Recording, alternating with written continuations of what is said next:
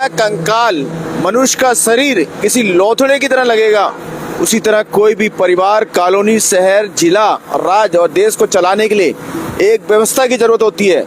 और व्यवस्था को जब सिस्टम में डालकर नियम कायदे बनाए जाते हैं तो सिस्टम को चलाना आसान हो जाता है। भारत जैसे संसार के सबसे ज्यादा जनसंख्या वाले देश को चलाने के लिए भी एक भारी भरकम सिस्टम की आवश्यकता महसूस हुई, तो संविधान सभा का गठन किया गया और इसने अपना कार्य 9 दिसंबर 1946 से आरंभ कर दिया। संविधान सभा के सदस्य भारत के राज्यों की सभाओं के निर्वाचित सदस्यों के द्वारा चुने गए थे। इसमें कुल 284 सदस्य थे, जिसमें प्रमुख सदस्य के रूप में डॉक्टर भीमराव अंबेडकर, नेहरू जी, राजेंद्र प्रसाद, पटेल जी, मौलाना अबुल कलाम आजाद थे। भारत का संविधान बनने में 2 साल 11 महीने 18 दिन का समय लगा।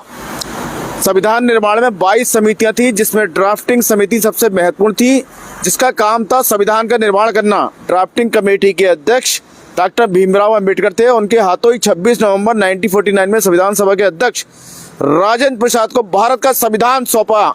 इसलिए हर साल 26 नवंबर को संविधान दिवस मनाया जाता है। उसके बाद भी अनेक सुधार हुए और 24 जनवरी 1950 को संविधान की 2 हस्तलिखित कॉपियों पर हस्ताक्षर करके 26 जनवरी 1950 को देश में लागू हुआ गणतंत्र दिवस के रूप में इसको मान्यता मिली। और कल हम 77 में गणतंत्र दिवस मना रहे हैं, धूमधाम से मनाया जाएगा।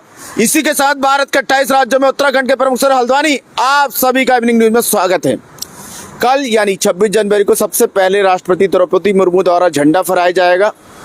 पश्चात राष्ट्रगान होगा, सलामी दी जाएगी, फिर राजपथ पर इंडिया गेट से लेकर राष्ट्रपति भवन तक भव्य परेड का नजारा आप लोग देख सकते हैं। परेड में वायुसेना, थल सेना, नौसेना के साथ देश भर के अलग अलग राज्यों के कैडेट, राज्यों के अलग कलाकार, रंगकर्मी जोश, उमंग, उत्साह के साथ अपनी प्रतिभा का प्रदर्शन करेंगे, जिसे आप देख सकते हैं। पीएम मोदी इस अवसर पर इंडिया गेट से अमर जवान ज्योति स्मारक पर पुष्पमाला अर्पित करेंगे। दर्शकों को जानकारी के लिए बता दें, गणतंत्र दिवस और स्वतंत्रता दिवस में क्या बेसिक अंतर रहता है। जैसे कि आप और हम सब जानते हैं कि 15 अगस्त को ध्वजारोहण किया जाता है, तो देश के प्रधानमंत्री द्वारा किया जाता है।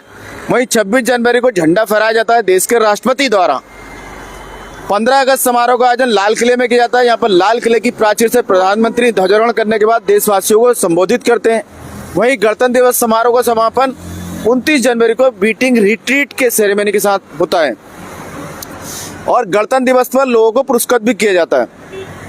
और साथ ही हम आपको बताए चले, भारत के सर्वोच्च नागरिक पुरस्कार में पहले नंबर पर भारत रत्न, दूसरे नंबर पर पद्म विभूषण और तीसरे नंबर पर पद्म भूषण और चौथे नंबर पर पद्मश्री आता है। हर साल गणतंत्र दिवस पर भारत सरकार अलग अलग क्षेत्रों में उल्लेखनीय काम करने वालों को अवार्ड से सम्मानित करती है। इस साल यानी कल गणतंत्र दिवस पर गृह मंत्रालय 131 पद्म पुरस्कारों की घोषणा की है, जिसमें 5 पद्म विभूषण, 13 पद्म भूषण और 113 पद्मश्री शामिल हैं। तमिलनाडु से 13 हस्तियों को दिया गया, जिसमें कल्लीपट्टी रामास्वामी को पुरस्कार गया। इसी तरह बंगाल से 11 हस्तियों को पद्मश्री से नवाजा गया। केरल से 8 लोगों को, जिसमें केटी थॉमस को पद्म विभूषण पब्लिक अफेयर क्षेत्र में तथा असम के 5 लोगों को पद्मश्री और पुडुचेरी से 1 को खेल में तथा अभिनेता धर्मेंद्र और केरल के पूर्व मुख्यमंत्री बीएस अच्युतानंद को मरणोपरांत पद्म विभूषण से नवाजा गया तथा एड गुरु के पीयूष पांडे, झामुमो के झारखंड मुक्ति मोर्चा शिबू सोरेन, पार्श्व गायिका अलका, उत्तराखंड के पूर्व सीएम भगत सिंह कोश्यारी, टेनिस खिलाड़ी विजय अमृतराज, रोहित शर्मा इत्यादि को पद्मश्री से नवाजा जाएगा। तो ये बड़ा कल आयोजन है। खंड विकास अधिकारी ने बताया लोकल खबरों में कि जो बैठक 28 जनवरी को होनी थी, फिलहाल अपरिहार्य कारणों से स्थगित की जाती है। पूर्व केंद्रीय मंत्री एवं सांसद अजय भट्ट ने उत्तराखंड के पूर्व मुख्यमंत्री एवं महाराष्ट्र के पूर्व राज्यपाल भगत सिंह कोश्यारी को पद्म विभूषण से सम्मान से सम्मानित किए जाने की घोषणा पर हर्ष व्यक्त किया है। इधर राष्ट्रीय मतदाता दिवस के उपलक्ष्य में स्वीप कार्यक्रम के अंतर्गत आज इंदिरा गांधी अंतर्राष्ट्रीय स्टेडियम गौलापार हल्द्वानी में वरिष्ठ नागरिक कल्याण परिषद उत्तराखंड, शिक्षा विभाग, खेल विभाग, जिला प्रशासन एवं समाज कल्याण विभाग नैनीताल के संयोजन में वरिष्ठ नागरिकों द्वारा वॉलीबॉल प्रतियोगिता आयोजन किया गया, जिसका शुभारंभ नवीन वर्मा जी ने किया। इधर समान नागरिकता संघ यानी यूजीसी के 1 साल पूर्ण होने पर 27 जनवरी 2026 को यूसीसी दिवस के रूप में मनाया जा रहा है। जिलाधिकारी ललित मोहन रयाल ने विभिन्न अधिकारियों को जिम्मेदारी देते हुए इसके सफल आयोजन के निर्देश अधिकारी को दिया है और किसी तरह की हीलावाली नहीं चाहिए। इधर कल गणतंत्र दिवस पर कुमाऊं आयुक्त दीपक रावत एवं जिलाधिकारी ललित मोहन रयाल ने जनपद वासियों को गणतंत्र दिवस की शुभकामनाएं दी हैं।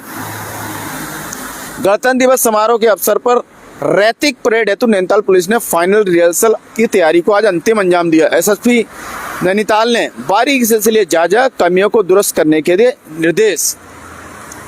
आगामी 26 जनवरी को गणतंत्र दिवस समारोह के अवसर पर नैनीताल पुलिस द्वारा रैतिक परेड का आयोजन किया जाएगा। इस हेतु नैनीताल पुलिस द्वारा डीएसए ग्राउंड नैनीताल में पुलिस द्वारा फाइनल रिहर्सल की तैयारी को अंतिम रूप दे दिया गया।